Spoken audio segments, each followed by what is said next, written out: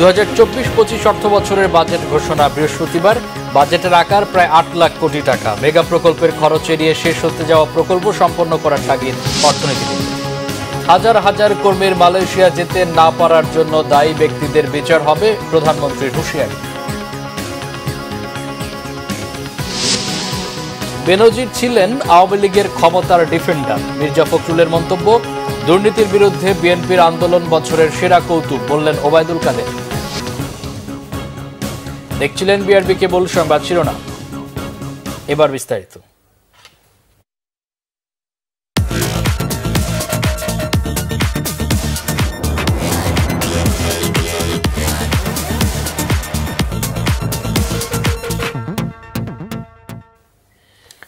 2024-25 অর্থ বছরের বাজেট ঘোষণা বৃহস্পতিবার। উচ্চাভিলাষী পরিকল্পনা নয়, আয় বুঝে ব্যয় করার পরিকল্পিত বাজেটের দিকে এবার নজর দিচ্ছে সরকার।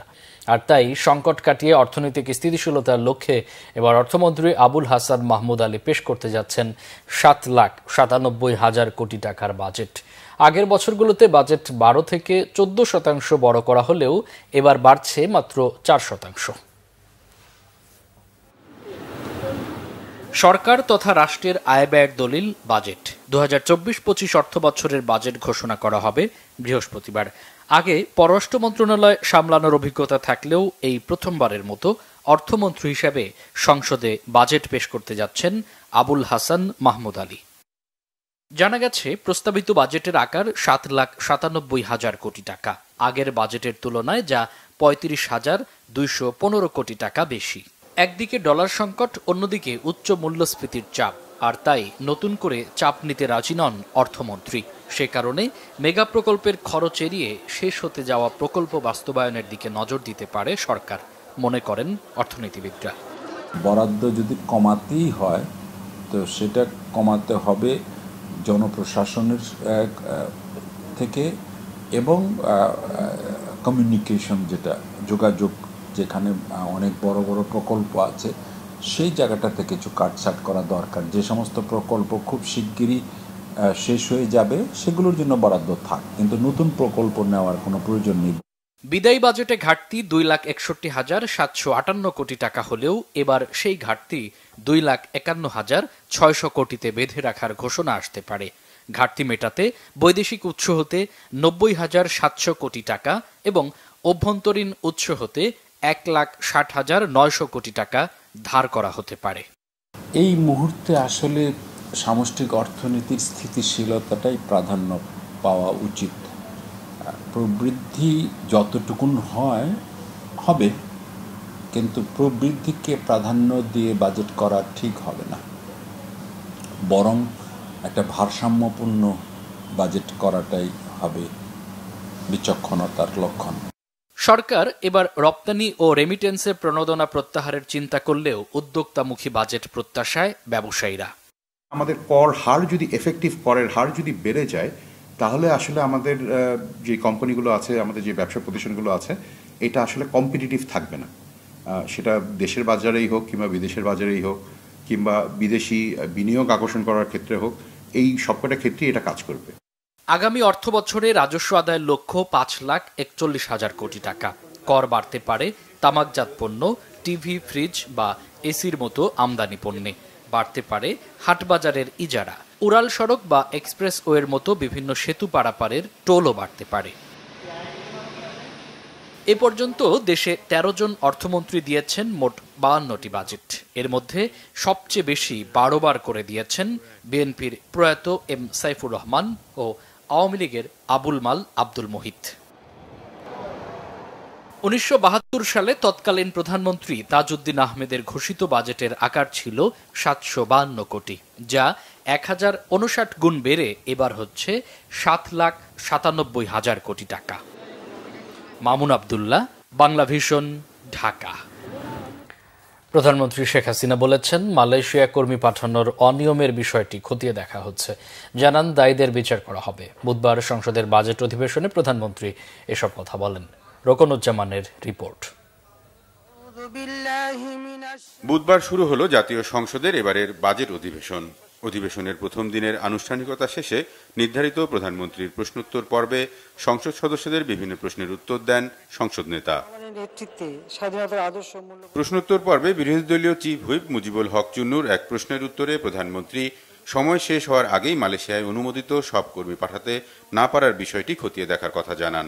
নিশ্চয়তা দেন দায়ীদের বিচারের। এবারে যেটা যাওয়ার কথা ছিল, হ্যাঁ আমরা কিন্তু স্পেশাল ফ্লাইট দিয়ে অন্যান্য ফ্লাইটের সঙ্গে সংযুক্ত করে কিন্তু সবাইকে পাঠানো হয়েছে, কিন্তু অনেকে বাদ পড়ে গেছে।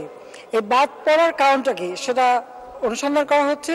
আরেকটা বিষয় আমার মনে হয় মাননীয় সংসদ সদস্য সঠিকভাবে বলেছেন যে যখনই আমরা আলোচনা করে ঠিক করি কত লোক যাবে কি যাবে, ঠিক তখনই দেখা যায় যে আমাদের দেশের এক শ্রেণীর লোক তারা ওই ম্যানপাওয়ারে ব্যবসা করে এবং তারা তড়িঘড়ি করে লোক পাঠানোর চেষ্টা করে।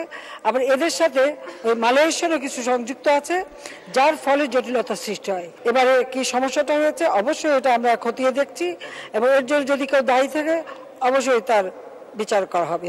এছাড়া জলাধার সংরক্ষণের মতো বিষয় সহ সংসদ সদস্যদের বিভিন্ন প্রশ্নের উত্তরও দেন প্রধানমন্ত্রী। আমরা যখন প্রকল্প নিই, এই প্রকল্প নেবার সময় সব থেকে বেশি যেটা গুরুত্ব দেই সেটা হলো এই প্রকল্পগুলি অন্তত পক্ষে পরিবেশ বান্ধব হতে হবে এবং মানুষের জীবন মান উন্নত হতে হবে, সেদিকে খেয়াল রেখেই আমরা প্রকল্প নিয়ে থাকি। শুধু প্রকল্প নেওয়ার জন্য আমরা নেই না, এমন কোনো বিদেশি অর্থায়নেও যদি প্রকল্প আসে তো সে প্রকল্পগুলি আমরা আগে বিবেচনা করি যে তার কতটুকু আমার দেশের জন্য কার্যকর, এর থেকে জনগণ কি পাবে বা ওই প্রকল্প বাস্তবায়ন হলে তার রিটার্ন কি আসবে, সেগুলো আমরা বিবেচনা করেই তখন গ্রহণ করি। জেলায় জেলায় 9 শিক্ষক শিক্ষার্থী প্রাপ্যতা এবং বাস্তবতার নিরিখেই মেডিকেল কলেজ সংখ্যা বাড়ানোর কথাও জানান প্রধানমন্ত্রী। রকুনুজ্জামান, বাংলা ভিশন, ঢাকা।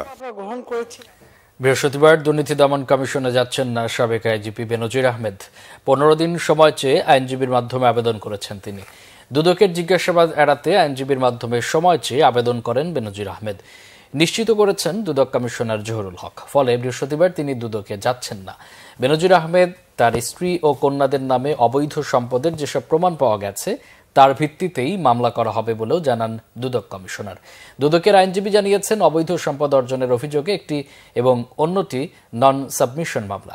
দুদক আইনে জ্ঞাত আয় বহির্ভূত সম্পদ অর্জনের মামলায় 10 বছর এবং নন সাবমিশন মামলায় 3 বছর সাজা হতে পারে। সাবেক আইজিপি বেনজির আহমেদকে বৃহস্পতিবার দুদকে তলব করা হয়। তার স্ত্রী জিশান মির্জা, বড় মেয়ে ফারহিন রিশতা এবং ছোট মেয়ে তাহসিন রাইসাকে তলব করেছে 9 জুন। তারা দুদকে হাজির হবেন বলে আশা প্রকাশ করেছেন দুদকের আইনজীবী। বিএনপি মহাসচিব মির্জা ফখরুল ইসলাম আলমগীরের অভিযোগ, আওয়ামী লীগকে ক্ষমতায় রাখার ডিফেন্ডার ছিলেন সাবেক আইজিপি বেনজির। তিনি বিরোধী মতকে নিষ্ঠুরভাবে দমন করেছিলেন। এখন ক্ষমতাসীনরা বলছেন বেনজির তাদের কেউ না। রিপোর্ট করছেন সিকান্দার লিমান। বিএনপির প্রতিষ্ঠাতা সাবেক রাষ্ট্রপতি জিয়াউর রহমানের 43তম শাহাদত বার্ষিকী উপলক্ষে জাতীয় প্রেস ক্লাবে আলোচনা সভা করে জাতীয়তাবাদী ওলামা দল। বিএনপি মহাসচিব মির্জা ফখরুল ইসলাম আলমগীর অভিযোগ করেন, আলেম ওলামা ও ধর্মপ্রাণ মানুষের ওপর নির্যাতন করছে সরকার। সাবেক আইজিপি বেনজির আওয়ামী লীগের কেউ না ওবায়দুল কাদেরের এমন বক্তব্যের সমালোচনা করেন বিএনপি মহাসচিব।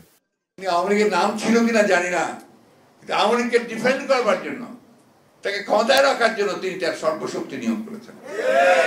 কারণ ওই নির্বাচনের সময় তিনি র্যাবের ডিজি ছিলেন, সেই সময় পরিষ্কার প্রকাশ্যে বলেছেন যে সেই সরকারকে, সেই দলকে ভোট দিয়ে যারা উন্নয়ন করছে, উন্নয়ন করতে যাচ্ছে, তাদেরকে আমরা উন্নয়নের পক্ষে আছি। যত রকম করে পারে বিরোধী দলকে সে নির্যাতন করেছে। তারা বেআইনিভাবে হত্যা করেছে, জুডিশিয়াল কাস্টডিতে হত্যা করেছে, গুম করেছে, খুন করেছে এবং মিথ্যা মামলা দিয়ে, এই গায়েবী মামলাটা বলতে সেই সময়কার তৈরি সমস্ত। আলোচনা সভায় বিএনপি মহাসচিব আরও অভিযোগ করেন, শিক্ষার্থীদের স্কুল সিলেবাসে এমন অনেক পরিবর্তন আনা হয়েছে যা এদেশের ঐতিহ্যের সাথে যায় না। প্রাইমারি স্কুলের যে টেক্সট বইয়ের মধ্যে, এগুলোর মধ্যে এমন কারিকুলাম আনছে যা আমার কালচারের বিরুদ্ধে, আমার কৃষ্টির বিরুদ্ধে, আমার ধর্মের বিরুদ্ধে। এগুলো আমাদের কখনোই কোনো কালে আমরা এভাবে চিন্তা করিনি। আমরা বড় হয়েছি ইসলামিক যে চিন্তাধারা, সেই চিন্তা আমাদের পরিবারের মধ্যে আমরা করিয়েছি। অন্যান্য ধর্মের লোকেরাও তাদের কিন্তু একটা ধর্মীয় একটা প্রভাব তাদের মধ্যে ছিল বলে তারা সেইভাবে করে পেরেছে। আজকে সেইখান থেকে সম্পূর্ণভাবে বের করে নিয়ে একটা ধর্মহীন একটা রাষ্ট্রে পরিণত করবার চেষ্টা করা। আবারও একদলীয় বাকশাল প্রতিষ্ঠার জন্য ক্ষমতাসীনরা বিভিন্নভাবে কাজ করছে বলে মন্তব্য করেন মির্জা ফখরুল। বাংলাদেশ সীমান্তে খ্রিস্টান রাষ্ট্র প্রতিষ্ঠা ও ভিন দেশের ঘাঁটি তৈরির কথা কেন সরকার প্রধান বললেন তার ব্যাখ্যা দাবি করেন বিএনপি মহাসচিব। প্রধানমন্ত্রীর উচিত হবে এই মুহূর্তে জনগণের সঙ্গে তার প্রকৃত ব্যাখ্যা তুলে ধরা। সিকান্দার রেমান, বাংলা ভিশন, ঢাকা। বিএনপির দিকে ইঙ্গিত করে আওয়ামী লীগের সাধারণ সম্পাদক ওবায়দুল কাদের বলেছেন, দুর্নীতিতে যারা বিশ্ব চ্যাম্পিয়ন তারা দুর্নীতির বিরুদ্ধে আন্দোলন করবে, এটি বছরের সেরা কৌতুক। তিনি বলেন, ডক্টর ইউনূসকে হয়রানি করার কোনো ইচ্ছা সরকারের নেই।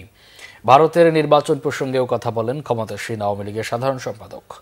গালমান শফি রিপোর্ট। ধানমন্ডিতে আওয়ামী লীগ সভাপতির রাজনৈতিক কার্যালয়ে সন্ধ্যায় সংবাদ সম্মেলন করেন দলের সাধারণ সম্পাদক ওবায়দুল কাদের। কথা বলেন উপজেলা নির্বাচন নিয়ে। সাবেক পুলিশ প্রধান বেনজির ও সাবেক সেনাপ্রধান আজিজের দুর্নীতি নিয়ে বিএনপির করা মন্তব্যেরও জবাব দেন ওবায়দুল কাদের। আশরাফুল হুদা, রকিবুল হুদা, কহিরুল, এদেরকে কারা সৃষ্টি করেছে? মনু আহমদ 8 জনকে ডিঙ্গিয়ে তাকে করা হয়েছে সেনাপ্রধান। এটা কাজ সৃষ্টি, ঠিক আওয়ামী লীগ করেছে।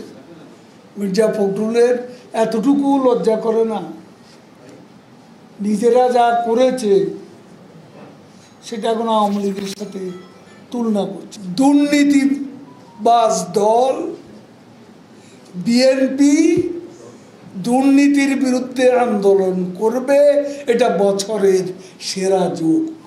ডক্টর ইউনূসের মামলা প্রসঙ্গে তিনি বলেন, দেশের প্রচলিত আইন অনুযায়ী বিচার হবে, তাকে অপমানিত করার কোনো ইচ্ছে সরকারের নেই।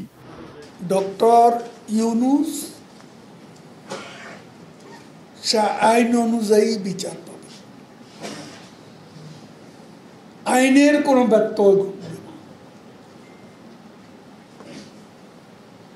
এদেশের সহস্র জননীর কান্নার আওয়াজ এখনো শোনা যায়। ভারতের ক্ষমতায় কে এলো কে গেল তা বাংলাদেশ দেখবে না। বাংলাদেশের সম্পর্ক কোনো ব্যক্তি বা বিশেষ কোনো দলের সাথে নয়, সম্পর্ক সরকারের সাথে, বলেন আওয়ামী লীগ সাধারণ সম্পাদক। আমাদের বন্ধুত্ব ভারত সরকারের সাথে, আমাদের বন্ধুত্ব বিশেষ কোনো দল বা ব্যক্তির সাথে। গালমান শফি, বাংলা ভিশন, ঢাকা। 18তম লোকসভা নির্বাচনে বিজেপি নেতৃত্বে জাতীয় গণতান্ত্রিক জোট এনডিএর বিজয়ে অভিনন্দন জানিয়ে প্রধানমন্ত্রী শেখ হাসিনাকে ধন্যবাদ জানিয়েছেন ভারতের প্রধানমন্ত্রী নরেন্দ্র মোদী। বুধবার রাতে সামাজিক যোগাযোগ মাধ্যম এক্স এ এক বার্তায় শেখ হাসিনাকে ধন্যবাদ জানান তিনি।